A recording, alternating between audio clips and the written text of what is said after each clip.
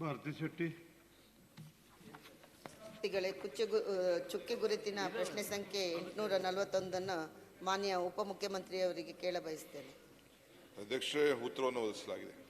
ಅಧ್ಯಕ್ಷರೇ, ಮೊದಲನೇದಾಗಿ ಮಹಿಳಾ ದಟ್ಟಣೆ ಇರುವಂಥ ಪ್ರದೇಶಗಳಲ್ಲಿ ಏನು ತಾವು ಶೀಟ್ ಟಾಯ್ಲೆಟನ್ನು ನಿರ್ಮಾಣ ಮಾಡಲಿಕ್ಕೆ ಟೆಂಡರನ್ನು ಆಹ್ವಾನಿಸಿದ್ದೀರಿ, ಅದಕ್ಕೆ ನಾನು ಮೆಚ್ಚುಗೆಯನ್ನು ವ್ಯಕ್ತಪಡಿಸ್ತಾ ಇಲ್ಲಿ ಬರತಕ್ಕಂಥದ್ದು ಬಹಳ ನಿರ್ವಹಣೆಯ ನಾನು ಹಾಕಿದ ಪ್ರಶ್ನೆ ಬಹಳ ಶೌಚಾಲಯ ಅಂತ ಹೇಳಿದರೆ ಒಂದು ಸಣ್ಣದಂತ ಎಣಿಸ್ಬೋದು ಸಭಾಪತಿಗಳೇ.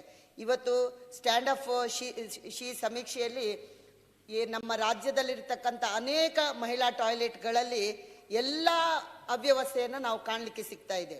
ಇದನ್ನು ನೋಡಿ ನಾನು ಸಮೀಕ್ಷೆಯನ್ನು ಅವರು ಕೊಟ್ಟ ಸಮೀಕ್ಷೆಯ ಆಧಾರವನ್ನು ನೋಡಿ ನಾನು ಸ್ವತಃ ಹೋಗಿ ಭೇಟಿ ಕೊಟ್ಟಾಗ ಅನೇಕ ಕಡೆಯಲ್ಲಿ ಲೈಟ್ ಇದ್ದರೆ ನೀರಿರಲ್ಲ, ನೀರಿದ್ರೆ ಬಾಗಿಲಿದ್ರೆ ಚಿಲ್ಕ ಇರಲ್ಲ, ಆಮೇಲೆ ಅಲ್ಲಿ ಇರತಕ್ಕಂಥ ಏನು ವಸೂಲಿಗೆ ಕೂತಂಥವರೆಲ್ಲ ವಲಸಿಗಳು, ಅವರ ಲ್ಯಾಂಗ್ವೇಜು ನೀರೇ ಇರಲಿಲ್ಲ. ನಾನು ಒಂದು ಕಡೆ ಹೋದಾಗ ಈ ಬೇರೆ ದೂರ ಹೋಗೋದು ಬೇಡ, ನಮ್ಮ ರಾಜಧಾನಿ ಇದು ನಮ್ಮ bus stand, main bus stand ಅಲ್ಲಿ ಕೂಡ ನೀರು ಯಾಕೆ ಅಮ್ಮ ಇಲ್ಲ ಹಾಕಲಿಲ್ಲ ಅಂತ ಹೇಳಿದರೆ ಟ್ಯಾಂಕರಲ್ಲಿ ನೀರು ತರಬೇಕು, ನೀರಿಲ್ಲ, ನೀರು ಬಿಡ್ತಾ ಇಲ್ಲ, ನೀವೇನು ದುಡ್ಡು ಕೊಡ್ತೀರಾ ನಮಗೆ ಟ್ಯಾಂಕರಲ್ಲಿ ಹಾಕಲಿಕ್ಕೆ, ಇದೇ ಭಾಷೆಯಲ್ಲಿ ಮಾತಾಡ್ತಾರೆ. ಅವರು ಮಾತಾಡುವಂಥ ರೀತಿ, ಆಮೇಲೆ ಅವರಿಗೆ ಕೆಲವರಿಗೆ ಭಾಷೆನೂ ಬರಲ್ಲ. ಆಮೇಲೆ ಗಂಡಸರು ಹೆಂಗಸರು ಒಟ್ಟಿಗೆ ಇರ್ತಾರೆ, ಅಲ್ಲೇ ವಾಸ ಮಾಡುವಂಥದ್ದು ಅನೇಕ ಕಡೆಯಲ್ಲಿ.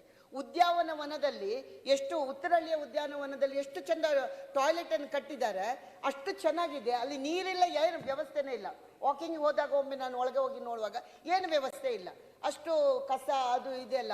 ನೀವೇನಿಲ್ಲಿ ಹೇಳಿದ್ದೀರಿ ವಾರ್ಡಿಗೆ ಒಬ್ಬರಂತೆ ಅದನ್ನು ಪರಿಶೀಲನೆ ಮಾಡ್ತಾರೆ, ಆಮೇಲೆ ಏಜೆನ್ಸಿಗಳ ಮುಖಾಂತರ ಮಾಡ್ತಾರೆ. ಏಜೆನ್ಸಿಯವರ ಮುಖಾಂತರ ಅಂತ ಹೇಳಿದರೆ ಏಜೆನ್ಸಿಯವರು ಯಾರನ್ನ ಅಲ್ಲಿ ನಿಲ್ಲಿಸಿದಾರ ಅವರಿಗೆ ಸಂಬಳ ಕೊಡ್ತಾ ಇಲ್ಲ. ಅವರು ಯಾವ ಆಧಾರದ ಮೇಲೆ ಇದ್ದಾರೆ ಅಂತ ಹೇಳಿದರೆ 2 ರೂಪಾಯಿ ಮತ್ತು 5 ರೂಪಾಯಿ ತಗೊಳ್ಳುವಂಥದ್ದು. ಇದು ಕೂಡ ನನ್ನ ಪ್ರಶ್ನೆ. ಪುರುಷರಿಗೆ 2 ರೂಪಾಯಿ, ಮಹಿಳೆಯರಿಗೆ 5 ರೂಪಾಯಿ ಅಲ್ಲಿ ಬೋರ್ಡ್ ಹಾಕಿ ಬರೆದಿದ್ದಾರೆ, ತಗೊಳ್ತಾರೆ. ಎಷ್ಟು ಅಸಭ್ಯ ಅಂದರೆ, ಮಹಿಳೆಯರಿಗೆ ಏನಾದರೆ ಬಂದರೆ ಕೆಲವು ಸಲ ಪರ್ಸೆಲ್ಲ ಇಟ್ಕೊಂಡು ಬರ್ತಾರಲ್ಲ ಅರ್ಜೆಂಟಿಗೆ ಅಂತ ಬಂದರೆ ದುಡ್ಡಿಲ್ಲದ್ರೆ ಒಳಗೆ ಹೋಗ್ಲಿಕ್ಕೆ ಬಿಡೋದಿಲ್ಲ. ನಾನು ಅನೇಕ ಸಲ ನನ್ನ ಪರ್ಸಿನಿಂದ ತೆಗೆದು ಕೊಟ್ಟದ್ದು ಸಹ ಇದೆ. ಇಷ್ಟು ಅವರು ಒಂದು ಪೈಸೆಯನ್ನು ಕಡಿಮೆ ಮಾಡಲಿಕ್ಕೆ ಬಿಡೋದಿಲ್ಲ. ಮತ್ತು ಹೆಚ್ಚಿನ ಕಡೆಯಲ್ಲಿ ಪುರುಷರೇ ಕೂತಿರ್ತಾರೆ ಅಲ್ಲಿ ವಸೂಲಿ ಮಾಡಲಿಕ್ಕೆ. ಈ ರೀತಿಯ ಬಹಳ ದೊಡ್ಡ ಅವ್ಯವಸ್ಥೆಯನ್ನು ಕಾಣ್ತಾ ಇದೆ. ಇದು ಇವತ್ತು ಮಾತ್ರ ಹೇಳ್ತಾ ಇಲ್ಲ, ನಾನು 10 ವರ್ಷದ ಹಿಂದೆ ಆ ಭಾಗದಲ್ಲಿ ಕೂತು ಸಹ ಹೇಳಿದ್ದೇನೆ. 2 ರೂಪಾಯಿ 5 ರೂಪಾಯಿ ಆಗ ಕೂಡ ಚೇಂಜ್ ಮಾಡ್ತೇನೆ ಹೇಳಿದ್ದಾರೆ, ಮಾಡಿಲ್ಲ. ಏನು ಅವ್ಯವಸ್ಥೆಯಲ್ಲಿ ಬದಲಾವಣೆ ಕಾಣಲಿಲ್ಲ. ಇವತ್ತು ಕೂಡ ಅದೇ ಸ್ಥಿತಿಯಲ್ಲಿ ಎಲ್ಲ ಟಾಯ್ಲೆಟ್ಗಳು ಇರುವಂಥದ್ದನ್ನು ನಾನು ನೋಡ್ತಾ ಇದ್ದೇನೆ. ಅದರಿಂದ ದಯಮಾಡಿ ವಿನಂತಿ ಮಾಡೋದು, ಇದು ನೀವು ಇನ್ನೊಮ್ಮೆ BBMPಯಿಂದ ಇನ್ನೊಮ್ಮೆ ಅದನ್ನು ಸಮೀಕ್ಷೆಯನ್ನು ಮಾಡುವಂಥದ್ದು ಮಾಡಿಸಿ. ಸಮೀಕ್ಷೆಯನ್ನು ಮಾಡಿದಾಗ ಬಂದೇ ಬರುತ್ತಲ್ಲ ಎಲ್ಲೆಲ್ಲಿ ಇದೆ ಅಂತ. ಪ್ರತಿಯೊಂದು ಬಾತ್ರೂಮ್ನಲ್ಲಿ ನ್ಯೂನ್ಯತೆ ಇದೆ. ಇಡೀ ನಮ್ಮಲ್ಲಿರ್ತಕ್ಕಂಥ ಇದು ಶೌಚಾಲಯಗಳಲ್ಲಿ ಒಂದು 10%, 20%, 25% ನ್ಯೂನ್ಯತೆ ಇದ್ರೆ ಅಡ್ಡಿಲ್ಲ. ಇದು 75% ನ್ಯೂನ್ಯತೆಯಲ್ಲಿ ತುಂಬಿದೆ. ಅದರಿಂದ ದಯಮಾಡಿ ಅದಕ್ಕೆ ಒಂದು ನ್ಯಾಯ ಒದಗಿಸಿಕೊಡ್ಬೇಕಂತ ಕೇಳ್ಕೊಳ್ತೇನೆ.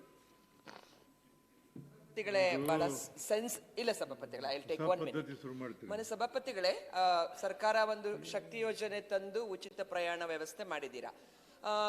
ಇವಾಗ ಡಿಜಿಟಲ್ ಪೇಮೆಂಟ್ ಬಂದ್ಮೇಲೆ ಪರ್ಸಲ್ ದುಡ್ಡು ಇಟ್ಕೊಳ್ಳೋದು ಕಡಿಮೆ.